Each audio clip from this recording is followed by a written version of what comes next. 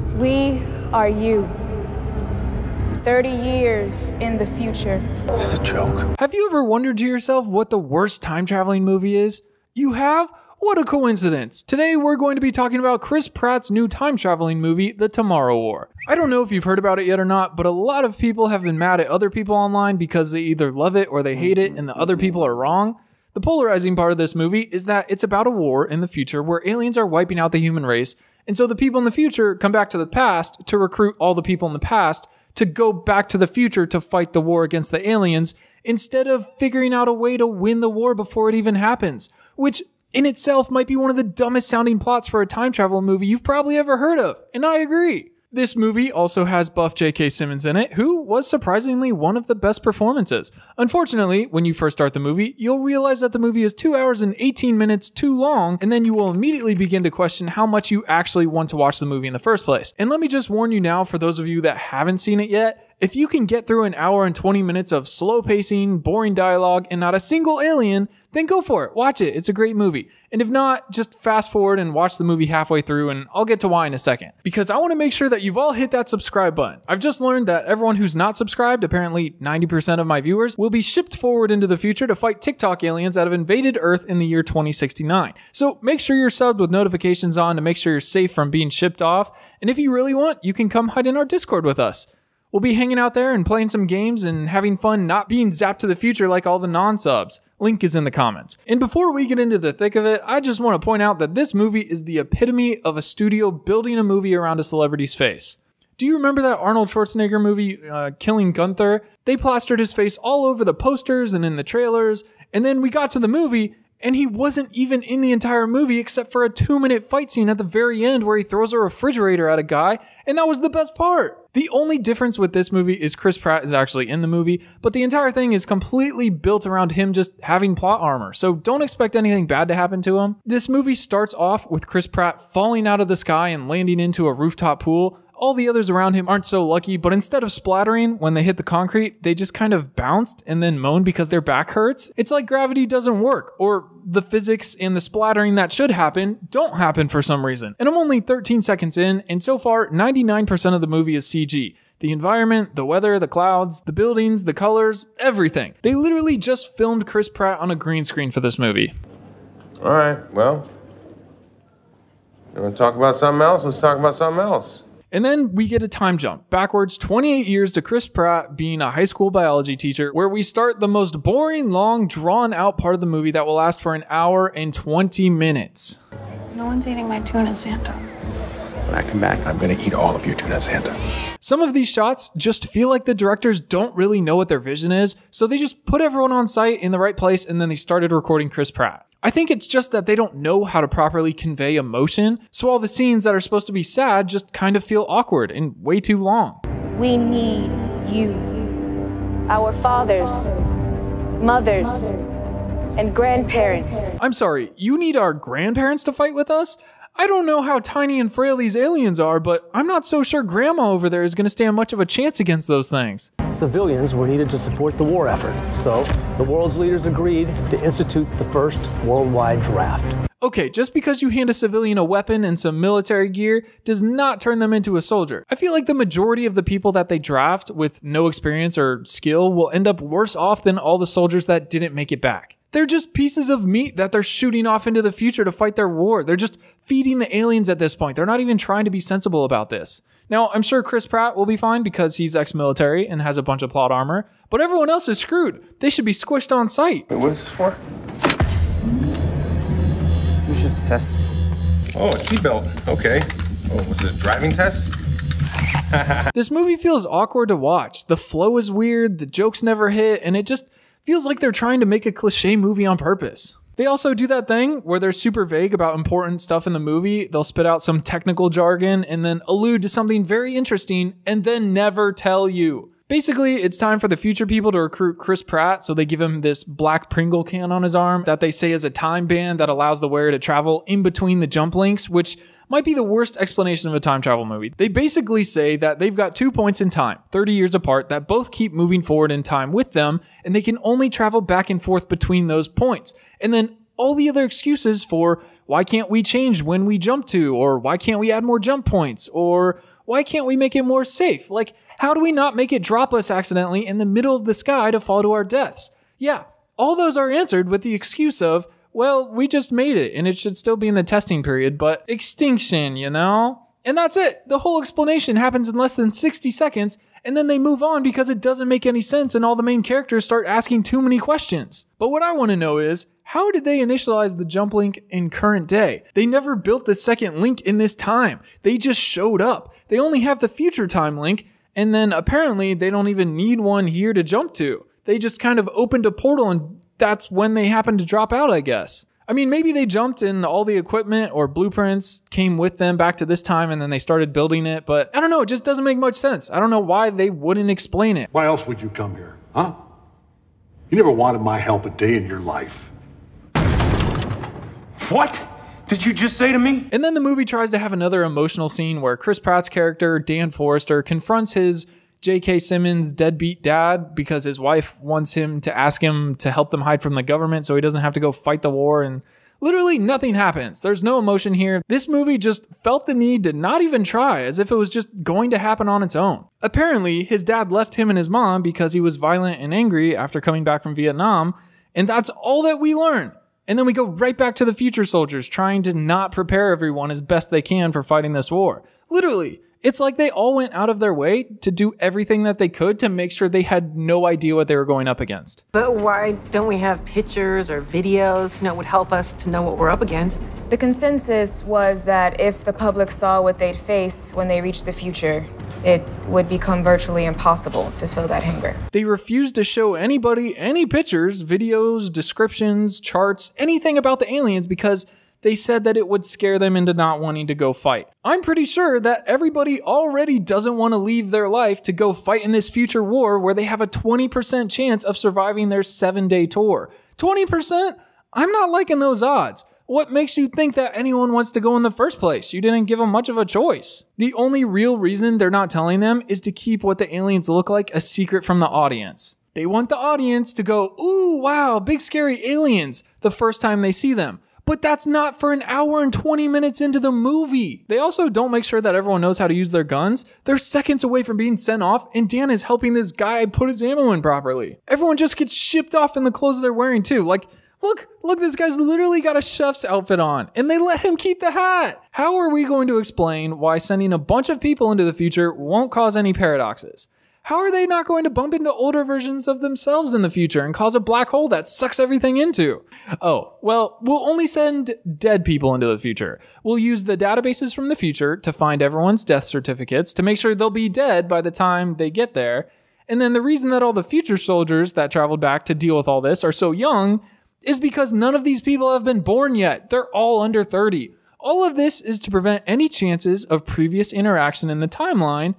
And then for the next hour and a half of this movie, we see Dan hanging out with his future daughter. How is this not going to alter the timeline? You think all the same things are going to happen now? There's no way that all the people that survived going to the future and coming back aren't going to drastically change the timeline. And also, the first person to get back would have drawn the monsters to show everybody what they look like. And boom, secret's over. They plaster it all over the news and everyone refuses to go to the future. Nonetheless, we end back up at the first scene where everyone's falling out of the sky. Apparently someone messed something up and now only 1.5 to maybe 2% survived the jump due to a conveniently placed swimming pool and a good helping of plot armor. I am still just as much surprised as the first time that I watched this scene that all the people that landed on the concrete next to the pool didn't splat on impact. I know that adds a few more survivors, but splats would have been way more dramatic and a harder hitting realization for all the people that did survive on just how small their chances of survival here are. Romeo Command, do you copy? Can anybody hear me? Yeah, Command, this is actual. We're here. Some of us. Yeah, like 10 of us. Nice work messing up the drop zone.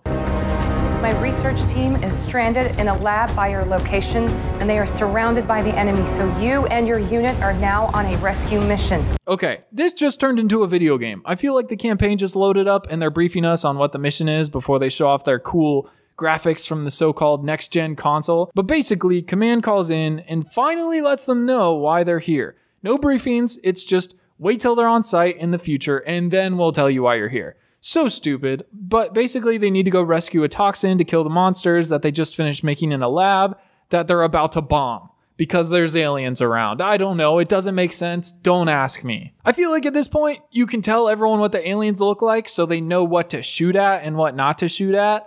Also, they have 2 weak spots that are the only way to kill them, and no one has bothered to tell them, and they're already out on their mission. What are we looking for? What are the do's and don'ts? Do we make noise? Do we travel at night? How do they attack? Why do we still not know? Is it just to exclude the audience so it's a surprise when the first alien comes on screen?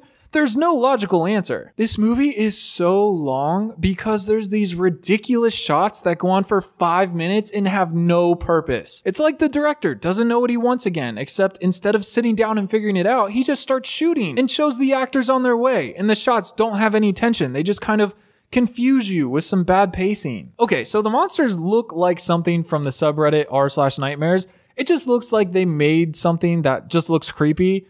And also, apparently physics don't apply to them. The first one shot a spike through the dude that sent him perpendicular into the wall from the direction it came from.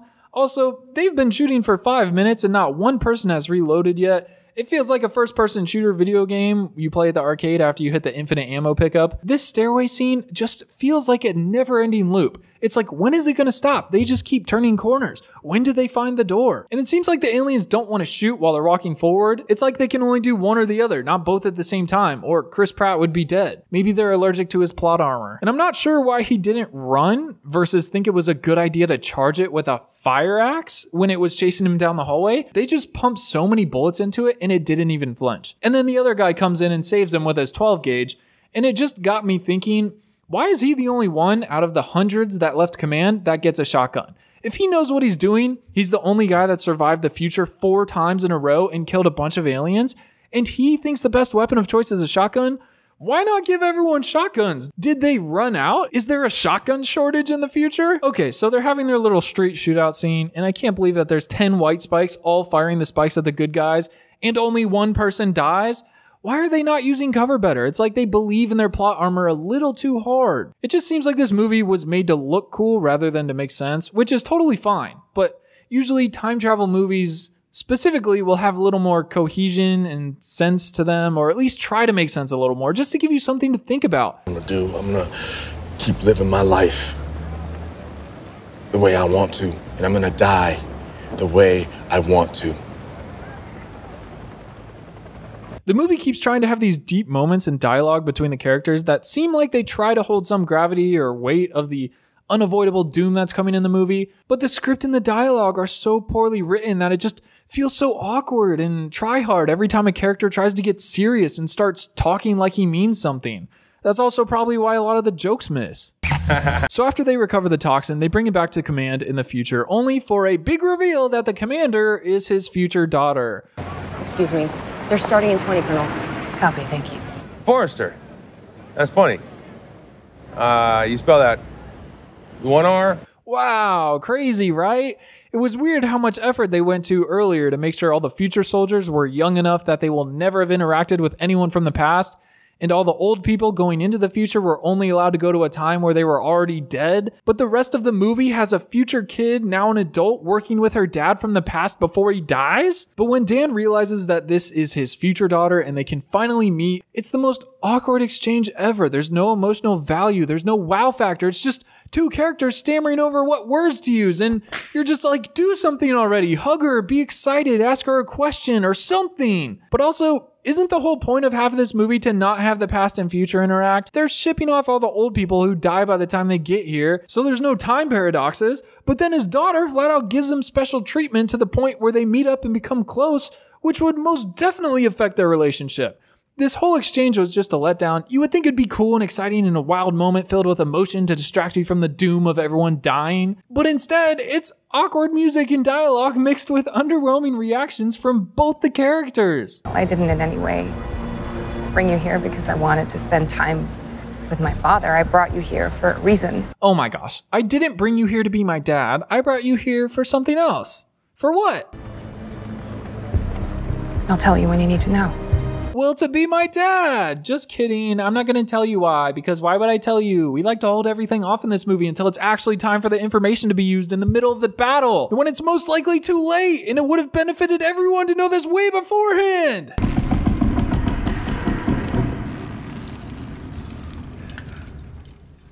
I think the jump scare with the Queen was actually pretty cool. The whole Queen capture scene was really entertaining. Probably the best 3 minutes of the movie. I wish it lasted longer. She looked absolutely gnarly, and I didn't realize this until after, but the second half of the movie has a completely different tone than the first half. The white spikes start off as invincible meat shields that can't be killed, and then in the second half, they flip to horde mode, and it becomes so easy to kill them. This Queen scene was right in between the two, almost the transition. Not to even call them out on their awful case of infinite ammo this movie has. It feels like someone different directed the second half of the movie. Even the escape in the Humvee with a 50 BMG on top was awesome. Where was all this energy in the first half of the movie? This was the hype scene of the movie. Do you remember when Iron Man first came out and someone put the clip of him and the jets on YouTube and it got millions of views? It was like the coolest scene ever. That's what this scene is for this movie. But they capture the Queen alien and they take her back so they can run tests on her to learn how they're countering the toxins so they can create a weapon to neutralize it so they can kill them.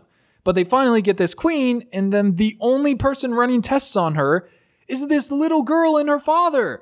Where are all the scientists? Where's all the professionals that should be working towards ending the alien invasion? Why is it just one girl and her dad in a lab somewhere? We don't have anyone else that can help? It's the end of the world for the future and the past, and these two are the only people that are working on this. If this toxin works, I need you to take it back. We can't make it here. Okay, so Dan's daughter, Muri, finally gets around to telling her dad the reason she brought him here, and it's basically so that when they find the toxin that can kill the aliens, he can take it back to his time and mass produce it for 30 years before the invasion happens, so they're prepared when it does happen. But understand this. I am not going to leave you here to die.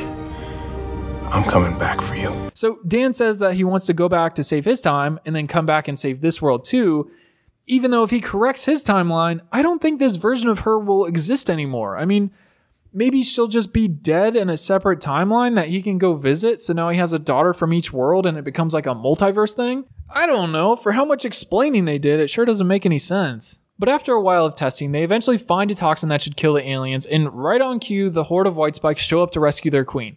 I don't even know how they found her. It was just kind of because the movie said it was time. I like the shot of the white spikes swimming through the minefield and every now and then setting off a mine and blowing a bunch of them out of the water. That was really cool. We need more shots like that, you know, unique shots. But it just kind of turns into World War Z at this point. Oh, and by the way, I have no idea what happened to any of the characters from the first hour of the movie that they tried so hard to get us invested in. I haven't seen them in so long. At this point, the only main characters in the movie are Dan and his daughter. But yeah, she gets wounded and he has to choose between saving her or bringing the toxin back. And he tries to stay and save her. Everything the movie's worked up to at this point for an alternate version of his daughter that's basically already dead. She brought him to the future because she could trust him, and the first chance he gets, he tries to forfeit everything. Luckily, the Pringles can kicks in and zaps him back, although he did dive into almost certain death at the last second if it didn't zap him back. And as stupid as it was, it definitely looked cool. This shot is where a large portion of the budget went, just in case anyone was wondering. I'm just glad they didn't get zapped back hundreds of feet in the air like the first time. Everyone would just splat and the credits would roll. Actually, that might be better. But the future blows up, right? Including the time link. So like, what's going to happen to all the young soldiers who went back in time before they were born? What's going to happen when they get born into this timeline? A time paradox? Are they going to have to die beforehand or kill them off or figure out a way to ship them back to their timeline so they don't open up a black hole? Again, with the black hole. I think the most emotional scene of this movie was the one where he comes back to the past and sees his daughter for the first time that he just watched die in the future. I'm really glad they were able to hit the emotional nail on the head at least once, because up until the last 15 minutes of the movie, it was just a bunch of people running around with infinite ammo and the one guy has all the plot armor. It was really nice to feel something after investing an hour and 45 minutes into this movie. I was a little surprised by how little anyone cared that he came back from the future with the only toxin that can kill the aliens after everything blew up and died. He basically just got up and walked away and no one ever secured it or asked him about it. He just threw it in his back pocket and went home. It's a good thing J.K. Simmons is buff and has a plane to take them to Russia, where Dan's wife just figured out they've been hiding all along underground, waiting for the ice to melt so they can invade Earth. Someone finally took the time to analyze the aliens to pinpoint where they landed on Earth, and then his wife comes to the conclusion that they might already be here. I can't believe no one in the future or past timelines would have done this yet. I need a plane and a pilot to fly undetected into Russian airspace so I can get a team of soldiers to the top of a glacier island. So they go ask Buff J.K. Simmons to help them illegally run a covert op into Russia to look for a UFO under the ice so they can kill an alien queen, and he's just like... They say kids never come by unless they need something. That was actually the funniest joke of the whole movie right there, and it was from the character with the least amount of screen time. But they go to Russia and run through all the ice until they find it, and this whole mission was really cool. It gave me like Ice Cave vibes on Hoth. I really liked it. But I couldn't help thinking about how risky it was to go to the site where the aliens could be without telling anyone that you might be going to the site where the aliens could be. If you alter the 30 years it takes for them to come to the surface and invade Earth, you're jeopardizing those 30 years you have to prepare to fight the aliens. I was hoping that they were sending some kind of coordinates or communicating with someone back home just in case they go missing due to aliens or something, because it would really suck if they go find them and then all die with the only existing thing that can kill them. And then they still invade Earth and kill everyone in 30 years. Just the whole movie for nothing. Everything we've invested in this far, just gone. Looks like we found our cockpit. Those aren't white spikes. They most certainly are not. There ends up being an entire colony on this ship, and they throw a little twist in saying that they weren't the species that meant to invade Earth. There was another species that crashed the UFO, and they were bringing the white spikes along to drop off and purge the Earth, probably come back in like 10 years and press the button to explode little bombs in all their heads, and now they've got a brand new sustainable planet to themselves. Would have been kind of cool to learn more about the other species and their intentions, but we're too busy making stupid movie mistakes. So they find the queen and whip out the toxin, and then they don't give it to the queen. They actually start injecting all the regular aliens. Keep in mind, there's easily tens of thousands tucked away in this ship, and of course, they wiggle and squirm and yell and wake up the queen prematurely, and she gets loose and all the others start to hatch, which is like the literal worst case scenario. Why would you not just inject the queen so they can't repopulate? This is your second chance. You already missed your first chance in the future while she was sedated and you had it in your hand. At this point, survival of the fittest. I don't think you deserve a third chance. At least someone thought to bring C4. I think everyone just died, except for these three, of course, main characters, and it just turned into that Mark Wahlberg movie, Shooter. This is literally Shooter. They lure the bad guys out with a decoy in the snowy ice tundra, and then they snipe the bad guy. Except for some reason, they end up ditching the weapons and tag team fist fight the queen alien, which doesn't make any sense. This is the same queen that it took a small army to capture earlier in the movie, and now we're punching her with our fists. 2 hours ago, one alien was taking out whole squads of people, and now they're fist fighting them? I feel like that's a bit of a stretch. It just very quickly turns into a Hawkeye Black Widow try to save each other from dying scene, which was just the movie once again trying to prove they can be unpredictable and anything can happen. At one point, Dan uses a snowmobile to jump up and launch at the queen out of nowhere, and it was really cool. I'm glad they didn't show us beforehand that it was about to happen. That was the one time that not showing the audience something paid off in coolness factor. So would you look at that? Just go for it. Just let it happen without telling us what's going to happen, and it will work out great. The end fight is just a roller coaster of emotions. They finally stick her with the toxins, and she's dying, and then she just bites her arm off and keeps on fighting. I'm just happy that to end it, they actually gave us a definitive. We actually saw her splat on the rock. I was figuring they were just going to allude to the fact that she probably died after she fell over the cliff, and then show us in the end credit scene that she's still a threat or some bullcrap. It would be really funny if at this moment he popped up out of the trash can instead of walking up the driveway. It would have been funny if it was like a bet or something, like this was the only way that your dad would let me see you, is if I was introduced in a garbage can because I was a trash father.